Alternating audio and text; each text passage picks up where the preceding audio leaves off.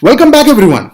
Today's game is known as the first great immortal game of chess. It was played between Louis Charles Mahé de la Bourdonnais of France with black pieces and Alexander McDonnell of Ireland who had white pieces. The French master name is too long, by the way. Anyways, de la Bourdonnais was considered the world's leading player at that time. Between June and October 1834, La Bourdonnais and McDonnell played a series of 85 chess games at the Westminster Chess Club in London. La Bourdonnais knew no English and McDonnell knew no French. It is said that the only word they exchanged during this historic encounter was check. The overall score was 45 wins to La Bourdonnais, 27 wins to McDonnell, and 13 draws. The game we are seeing was the 50th match game and is a visual treat. Let's see the game. The game started with d4, d5, c4, d into c4, e4, e5. Now remember, capturing on e5 is bad for white. Black will exchange the queens, make white lose the power to castle and quickly develop to castle on the queen's side. Hence, white plays d5. The game continues as f5 attacking the pawn on e4. White plays knight c3 protecting this pawn. Black plays knight f6 exerting pressure on this pawn. White ignores this pressure and plays bishop into c4.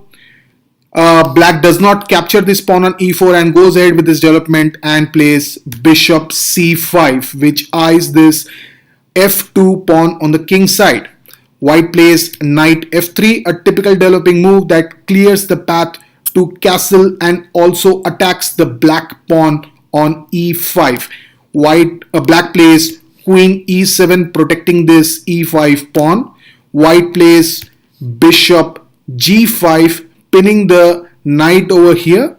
Black plays bishop into f2. Remember, this is a sham sacrifice. If you take this bishop on f2, your queen will come to c5, give a check and capture this bishop on c4. So right now black is pawn up, but white did not accept this bishop on f2 and played king f1.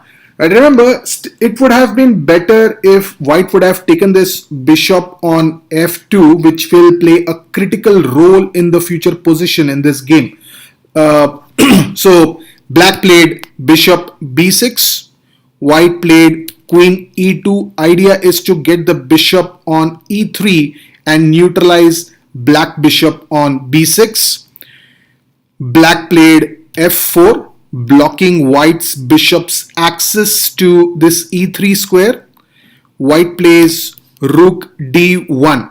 White prepares for this d6 push and get his knight on d5 to grab that troublesome bishop on b6. Note that black knight on f6 is pinned, but black ignores this and continues his menacing development. Actually, black has seen something that white hadn't even imagined. Black played bishop g4. White continues with his plan and plays d6. Black plays c into d6. White plays knight d5 according to original plan. White seems to have successfully neutralized black's bishop over here. His position seems to be quite solid, but note the position carefully. Black squares on the king's side are completely under black control. The significant black pawns are actually on black squares. White's knight on f3 is pinned. The king is awkwardly placed. White's best pieces are his knight on d5 and this bishop on g5. If this knight is off the board and if the bishop on the g5 is also off the board, then nothing can challenge black's black square dominance. Black's biggest weakness is his knight, which is pinned here. Based on this analysis, what will you play? Think. Take 10 seconds. Ready? In this position, black played knight into d5. This is a brave positional queen sacrifice. In return, black eliminates white's two most active pieces and attains complete control on the black squares. The game continued as bishop into e7, white accepting the queen sacrifice. Black played knight e3 check, forking the rook and the king. White played king e1. Black captured the bishop on e7, and here white played queen d3. Now the threat is to capture this pawn on d6, which actually can be easily tackled by capturing the rook on d1. But remember, this rook is not as strong as this knight on e3, so black is not interested in this material gain. Instead, black protects the pawn on d6 by playing rook d8. The game continued as rook d2. The idea is to protect this pawn on g2, not allowing a check by knight g2 here. Black played knight c6. Black plans to capture this c file with his rook after moving his knight to a5. In this position, white plays b3, reinforcing the block on the c file. Black plays bishop a5, pinning the rook, but the bigger idea over here is to get the knight on b4 and then c2 and then completely locking white's position. Note that black can also capture the pawn on g2 now with check. However, here white played a3, preventing black's threat of nb4. Black played rac8. White played rook g1, protecting the g2 from this black knight. Black played b5, forcing open this c file. White had no other choice but to play bishop into b5. Here, black played bishop into f3, capturing the knight. White captured the bishop by playing g into f3. Now here, knight goes to d4 and black knight goes to d4 and white plays bishop c4. Now remember, in this position there are two kinds of threat. One, this file is completely open and now black can come to either c2 or c1 check. The other threat is black can directly capture this f3 and then capture this rook over here or capture the rook over here. However, white played bishop c4. White feels that it is more important to block white's access to the c file and give back some material. So black goes ahead and takes some material back and plays knight into f3 check. Okay, king goes to f2 and here knight captures the rook at d2. Knight into d2. Now see the position. Black, who had started with an unimaginable queen sacrifice, is now materially superior and has clear winning advantage.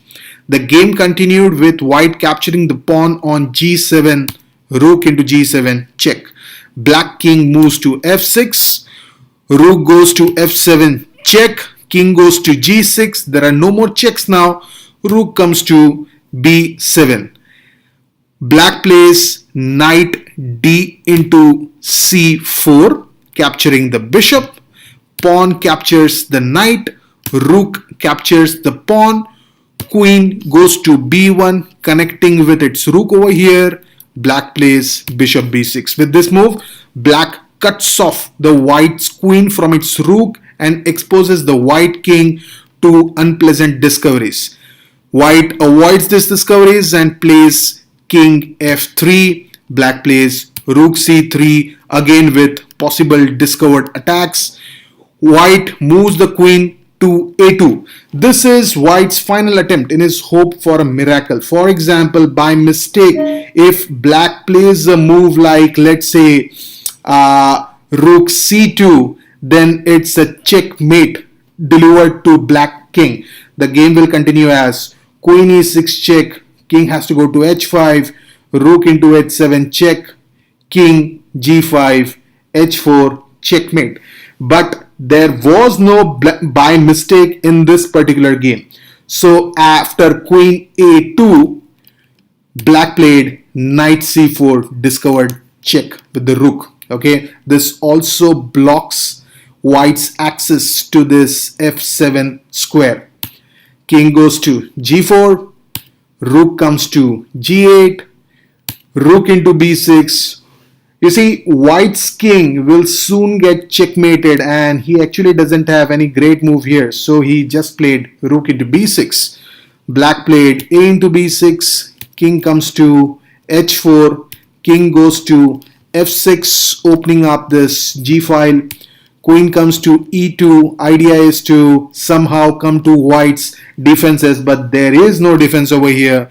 Rook comes to g6, queen comes to h5, knight comes to e3, and in this position Alexander McDonnell resigned. There is an inevitable checkmate in 4 moves. For example, if you play queen e2, black will play knight g2 check. You don't have any choice but to give up your queen here and play queen into g2. Rook into g2 will come. You have not much moves over here. Let's say you play h3, you get rook into a3. Now you are in a zugzwang. You have only one move left. It's king h5 and it's rook into h3, checkmate. Now this was the position, alright, at move 13. Would you have thought in this position of sacrificing your queen? I wouldn't have. That's why I am no chess grandmaster, just a chess enthusiast. Thanks for watching this video. Hope you enjoyed this game. Goodbye.